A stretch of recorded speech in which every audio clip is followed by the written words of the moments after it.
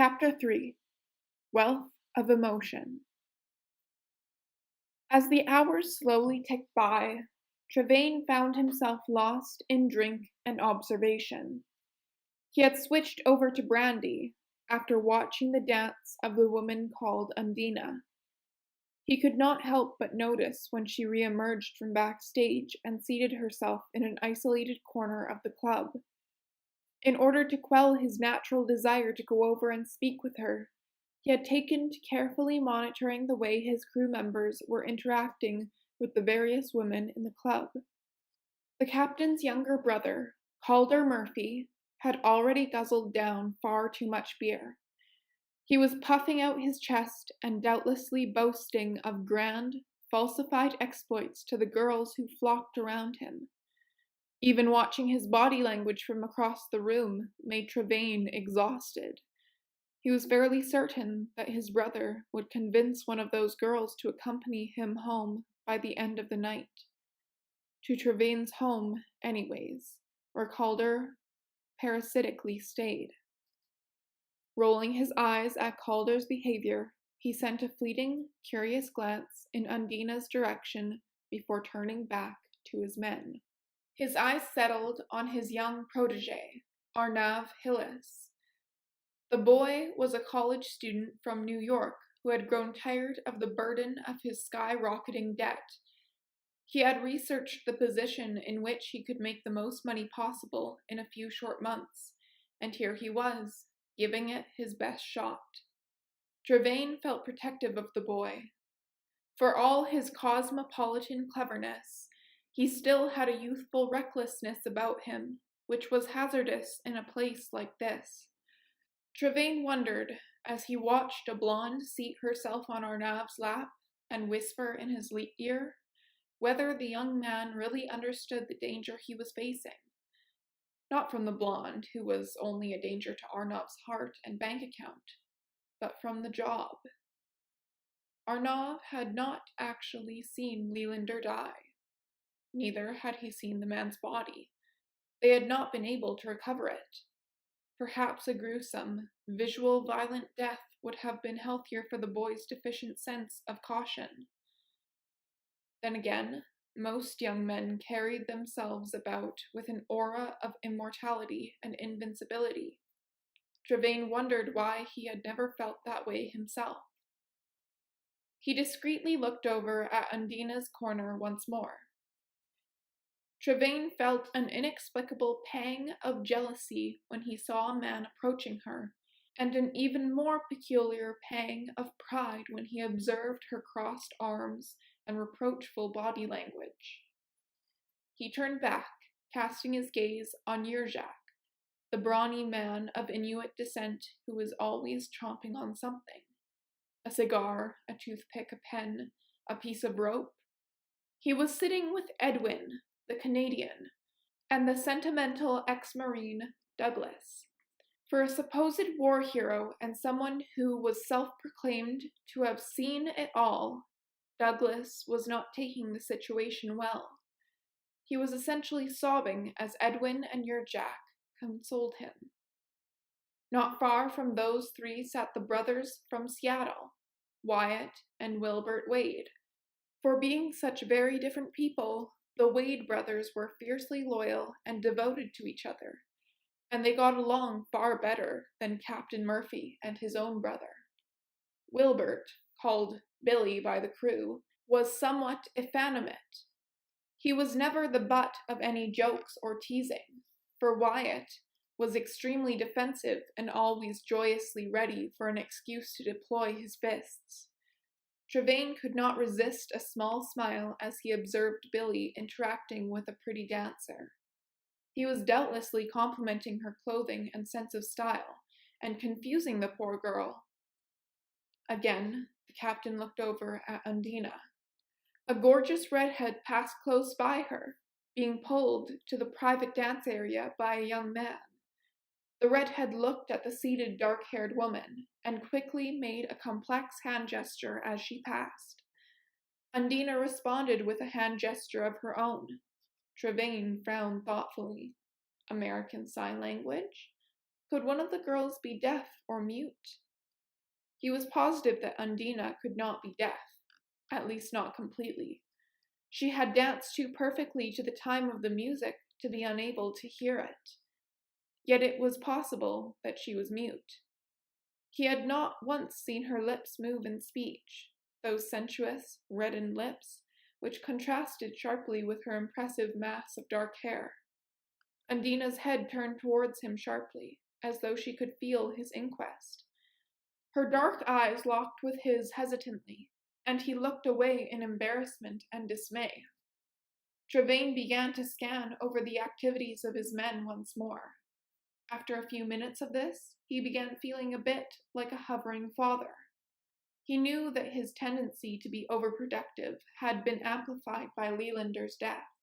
He tried to tell himself that he was not at the club to supervise a daycare, and that the men were all adults who could take care of themselves. None of them would fall into any kind of jeopardy if he looked away for more than a few seconds. But he did not look away. Only one of the living members of his crew was missing from the club. Trevain sighed and took a swill of his brandy, thinking of their only female shipmate, Bryn. She had taken the weekend off work to attend a family member's wedding in Florida. While some crews still archaically maintained that a woman on the ship was bad luck, Trevain felt the opposite. If the woman was tough enough, she could help to keep the men in line better than his authority alone ever could. Now, his superstition was confirmed, and he already dreaded having to tell Bryn about Lelander's demise. She would be furious. It occurred to Trevain, as his eyes wandered over the crowd, that it was a certain specific type of person that was drawn to a place like this. Some of the folks, like himself, had the misfortune of having been born and raised in Alaska, but the majority of the crowd, especially during the fishing season, was not local. Both the men and the women, the patrons and the dancers, probably had pasts which were darkened by financial difficulties. Something awful had happened to many of them, or they had somehow been pushed to the realization that they needed to make a drastic change and take drastic action. They had somehow decided that fast money was worth very high risk or high levels of discomfort. Then, once they had ventured into the world of large gains and large losses, they had been unable to turn around and return to wherever they hailed from. They were the same type of people who frequented casinos, the same type of people who drove their cars a little too fast for the sensation it gave them, the same type of people who experimented with substances which allowed them to step outside themselves for a moment, the same type of people who did not file their income taxes, the same type of people who ventured into Alaska to fish for king crabs. Everywhere he looked, he could neatly categorize the humans into little mental file folders for future reference. He could easily place them above captions and under subheadings, except for that girl, Undina. She struck him as tremendously different and out of place. Even from his infrequent, uncertain glances at her, he had gauged that she did not have the air of desperation that most of the females in this place exuded. After her dance, she had found a quiet place to sit which strategically overlooked most of the club, and she seemed to be observing the people and their interactions just as much as he was. He felt inexplicably drawn to her. He felt kindred to her in that they were both withdrawn onlookers, not active, wild participants in the madness of the establishment. He wanted to go to her, but her perfect young body repulsed him. Perhaps he could relate to her in certain ways, but his age was a greater disability than even his physical impairment.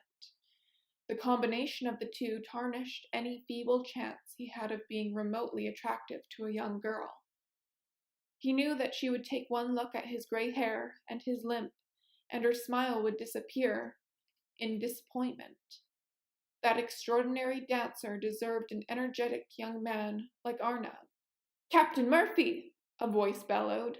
Trevain looked for its source, and saw Arnav holding up a bottle of beer in each hand as he slurred his speech. Captain, come party with us! Trevain shook his head and held up his hand to politely decline the offer. Why is my big brother alone? Calder shouted, leaping up from his seated position and swaying slightly on his feet. Don't sit there in the corner all gloomy, Trevain. You gotta have some fun tonight. Yeah, let's hear it for the captain, shouted Edwin, the Canadian. The men all cheered and drank from whatever glasses were close at hand.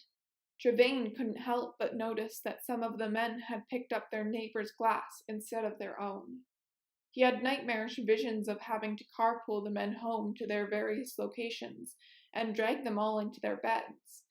He imagined having to tuck them in and listen to their crying about Leelander. This is sometimes like running a preschool, he thought to himself in mild amusement. But I suppose they're all just miserable and scared under their drunken party animal disguises. I guess it won't hurt for me to play governess to the kiddies in the nursery for one night. Big brother, come over here and have a drink with this pretty girl, Calder shouted as he stumbled over furniture while navigating the room. Trevain cursed softly, feeling a sickening feeling in his stomach as his head snapped around to witness his brother approaching Undina. Of course. Why? Of all the women here. When Calder began trying to wrestle Undina out of her chair, Trevain leapt to his feet and crossed the room in as few strides as possible. He firmly wedged himself between his brother and the dark-haired woman, and glared at the younger man sternly. Calder, relax. He forced his brother to sit in a nearby chair and pinned him to it. Sit here and try to calm down, okay? Trevain turned to Undina in embarrassment and began to apologize when Calder cut him off. I saw you looking at her, Calder accused. You're not a complete fucking robot, even though you pretend to be. I just thought you should meet her. I know you like her. Since you wouldn't get off your ass, I was going to bring her to you. Trevain shook his head and exhaled. Calder, you're out of line. No, he hissed, leaning forward and staring past Trevain at the girl. Look, Undina, that's your name, right? Undina? She lifted an eyebrow and gave the slightest of nods. Okay, Undina. Calder tried to straighten his sloppy posture and gestured towards Trevain. This is my brother, Captain Trevain Murphy. As you can see, he and I don't really get along. It's not because we don't love each other. It's because he's like some big-shot crab fishing tycoon, and I'm just his stupid kid brother who gambles away every penny he pays me. Calder, Trevain said in warning, but the drunk man continued ranting. But you gotta meet him, Undina. He's like the richest man around for hundreds of miles, probably. He's a good guy, really, I promise. Calder emphasized this point by throwing his arm around Trevain in a lopsided, meager attempt at a hug. Trevain pressed his palm to his forehead as his brother continued on boasting proudly. He worked as a deckhand when he was just a kid, like forever ago. He's been in charge of a boat since he was a teenager. You can do the math. Now he's like a millionaire, and a couple of centuries old or something. Oh, the dark-haired beauty remarked with a shy smile, glancing at Trevain. How many centuries? It was the first time she had spoken, so she was able to speak. Lots, like 2 or 3, Calder boasted. He's ancient. Hardly, she responded. You could live on this earth for a millennium and still be surprised on a daily basis. When her lips opened to allow the phonemes to travel forth, they emerged with a slight accent Trevain could not place. His brow creased slightly, and he found himself leaning forward to better hear her lilting syllables over the unpleasant thundering of the noise which was considered music. But Calder had already begun ranting again, obviously enjoying the sound of his own gruff voice. Trevain is so wise and amazing. He never makes mistakes, ever. Calder was gesturing at the older man wildly as tears gathered in his eyes. That's just my big brother, just the way he is. He should hate me for what a screw-up I am, but he doesn't. You want to know how I know that? Hush now, Calder, Trevain said, trying to pull the man away from Undina. Quit bothering the girl. Calder shrugged off his brother and leaned closer to the dark-haired woman, speaking in a conspiratorial tone. He doesn't fire me. He keeps me around so he can watch over me and make sure that I'm safe. He continues to pay me a salary. He's always looked out for me like that, even though I'm a shitty sailor. I'm pretty much useless on the magician, and I waste all of the money he pays me. Do you want to know what I'm good for? I scrape ice off stuff. That's glamorous, isn't it? Quite glamorous, she answered, with that friendly smile one would give to a stranger's adorable infant. Trevain frowned and wondered how she could possibly find Calder's lewd behavior charming. But you know the worst part? Calder moaned. I failed my brother. I totally screwed him over this time. Because if I wasn't such a deadbeat, and I'd paid attention to what was going on around me, Leelander would still be alive and drinking with us now. He used to drink gin and tonic. That stuff tastes terrible, but at least he'd be alive to drink it. It's my fault he drowned, because I'm such a fucking loser. Calder had excited himself into a torrent of tears, and Trevain looked on it in silent sadness at his emotional display. The woman called Undina seemed troubled at the knowledge that someone had drowned. I killed Leo. I killed him with my laziness, Calder sobbed, smashing his fist down into the table. His shoulders began to shake. My own brother can't even enjoy himself in a strip club, and it's all because of me. I ruined everything. Calder suddenly slumped into his chair. It was a quiet moment before they realized that he had gone quiet only because he had passed out. Thank God that's finally over, Trevain muttered, rubbing his temples. What a fool. He may be weak of heart, Undina noted, but he has great respect for you. He seeks your approval. Well, he'll never have it if he keeps drinking himself into oblivion, Trevain says sharply. He turned to Undina, shaking his head wretchedly. I'm sorry you had to deal with this tonight. Don't apologize, she answers softly. He was so honest and exposed. He was temporarily ignited with such wealth of emotion. It was refreshing. Trevain looked at her curiously, and then back at his collapsed brother. He was being a drunken idiot. She nodded, staring directly at Trevain. I can see that. Nevertheless, I appreciate that he was thoughtful enough to introduce us, however clumsy his methods may have been. Undina, Trevain began, testing the sound of her name, which was obviously false. He was intrigued and pleasantly surprised by her personality, and wished to engage her further. 1,000 sentences threatened to slip off the tip of his tongue, and tumble forth towards this young woman warmly. He just wanted to speak to her. He just wanted to continue to hear her carefully woven words, curled up in her rich accent. Yet he knew he could not. He cleared his throat. I'm sorry about this again. I'll take him away, and I promise he won't bother you any more. As Trevain moved to pull his brother out of the chair in which he had collapsed, the woman called Undina gently touched his sleeve near his elbow. Although her hand had not even grazed his skin, he was startled by the intimacy and felt his whole body grow tense. Please, she said quietly, you and I have been sitting alone all night. Life has been happening all around us. I would like to partake of it. Would you please sit with me for a while? He stared at her, searching for any sign of humor.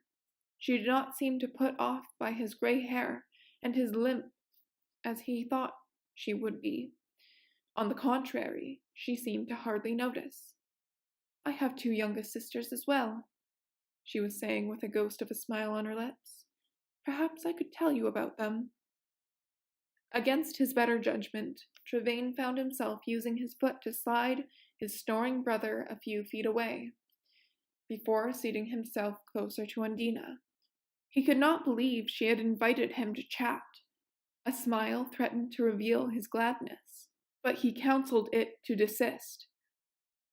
"I enjoyed your dance so much, more than I can tell you," Trevain admitted to her. She looked at him appreciatively and nodded. "Thank you. It's so invigorating to dance for an audience." "Where are you from?" he asked her. Her eyes widened slightly in surprise at his direction of questioning. "Not far from here," she answered. Then, in a low voice which he imagined she thought he couldn't hear, she added, "but also quite far from here." In fact, he could not hear those last few words, but luckily he had a knack for reading lips. "I see," he answered. "Are you from Canada?" She raised an eyebrow, hesitating before casting her eyes downward. Something like that. How did you guess?" "You have a slight accent," he said. "I can't quite determine what it is, but never mind. So, what brings you to these parts?" Her slender shoulders rose in a carefree shrug and her eyes lit up as she smiles. "I have chosen to follow the waves and see where they take me."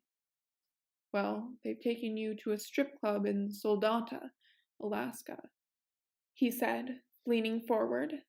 He studied the curve of her cheek and chin and returned his gaze to her compelling dark eyes. They were hypnotizing at close range. "Those waves might be mighty, but they don't have magic in them, child. You need to master them and choose where it is you want to be." She looked up at him harshly. There was a flash of anger in her murky irises as she answered, "I think you and I must be acquainted with very different waves." "How was that?" he asked. "The ones I know do have magic and cannot be mastered." Her serious expression disappeared and her smile returned. "Anyway, I do not think you should be calling me child, since we already established that I'm older than you." "I'll be 50 next year," he admitted in a crestfallen voice. "What are you, 18?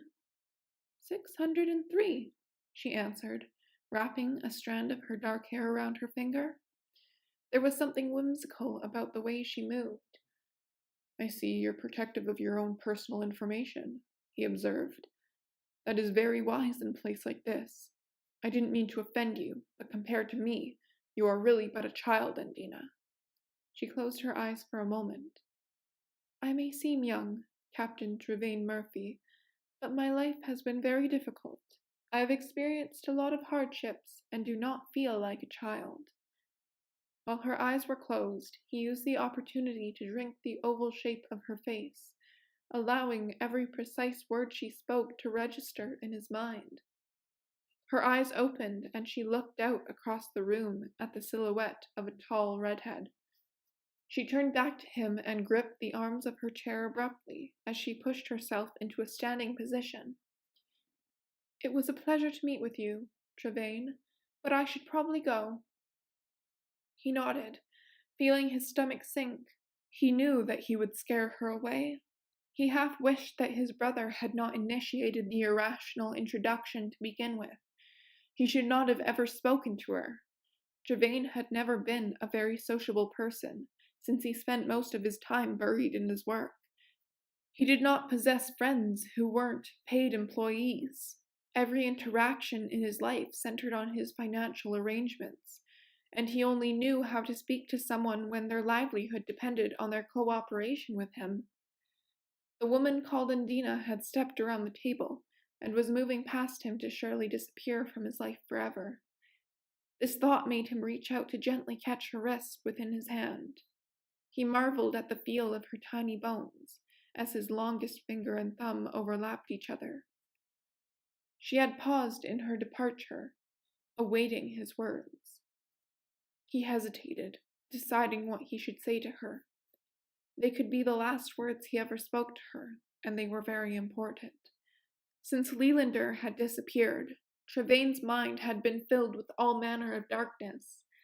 His thoughts had been chaotic and racing as logic and emotion waged a painful and confusing battle over trying to make sense of a man's unnecessary death.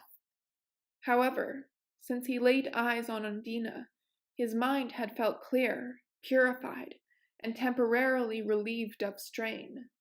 She had filled every aching corner of his soul with the tenderness and strength of her dance.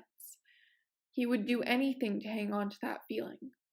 Her mysterious nature occupied every spare effort of his mind as he tried and failed to make sense of her. He opened his mouth, intending to apologize, or perhaps compliment her, anything that he could think of to make her stay a moment longer without sounding too desperate. He believed he should say something so profound that it would leave an impression on her and inspire her in some way, since he would never see her again. Instead, the words that left his mouth inquired, "Would you please dance for me in private, Undina?"